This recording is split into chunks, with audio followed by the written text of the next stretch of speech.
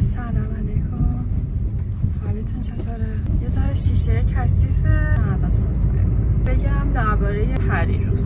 ما 2 روز پیش از ستاد مدیریت بحران استانمون گفتن که سر ساعت 11 به خاطر آلودگی هوا که به خاطر ریزگردای غبار و اینا بود تعطیل کنید و تشریف ببرید خونه. ساعت 11 که اینو گفتم، یعنی از طریق یه سازمان دیگه ما متوجه شدیم. همکارم زنگ زد به بانک ملی، بهش گفته بود که آقا قطع کن من دارم میرم. کجا؟ ببخشید. گفته بود که از ستاد مدیریت بحران همه ادارات و سازمانا رو تعطیل کردن.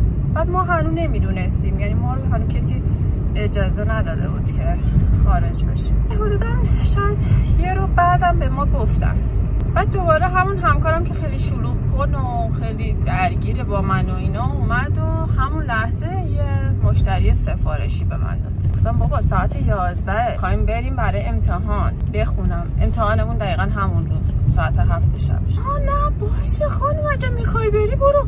نشون به اون نشون که بچه‌ها من دقیقا تا ساعت 1:30 داشتم اون کار رو انجام میدادم، چون این حرفشه میخوای بری برو اینا. خب آخرم انجام نمیده، یه جوری یه کاری میکنه که تو انجام بدی.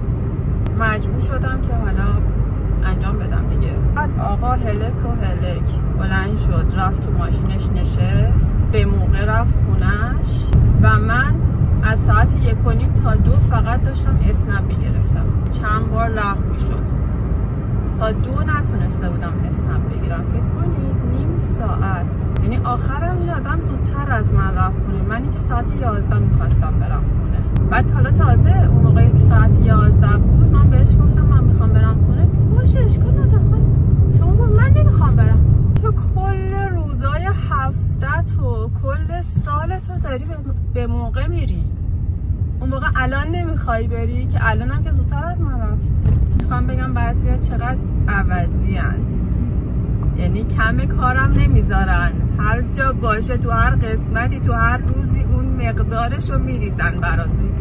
مقدار کرمی که نباید برات میریزن، مقدار اذیتی که نباید برات انجام میدن. حتی از حالا موقع رفتن یه تیکه خیلی درشتی بهم انداخت. امتحانتون رو موفق باشید. تو گذاشتی، یعنی اون ناراحتی و اون اعصاب داغونی که گذاشتی برام برای همون روز که چرا من باید اصلا ساعت 11 تعطیل میشم، ساعت 1:30 برم.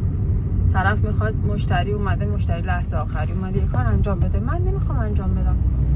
بعد غیر قانونی هم بود آخه انجامش، یعنی هیچی مدارک نیاورده بود میگفت فلان کارو انجام بده براش. بابا باید یه 4 تا دونه مدرک که باشه آخه. تو دیگه چقدر فقط به خاطر اینکه بچه‌های بالا بهش گفته بودن این کارو انجام بده، فقط به خاطر اون داشت انجام میدن. آدم پاچه خارتر از این من ندیدم. یعنی هم پاچه خار هم انجام نده، از ماها استفاده میکنه. قشنگیش به اینه. تا یه روز دیگه، یه سفر دیگه. خدافظ.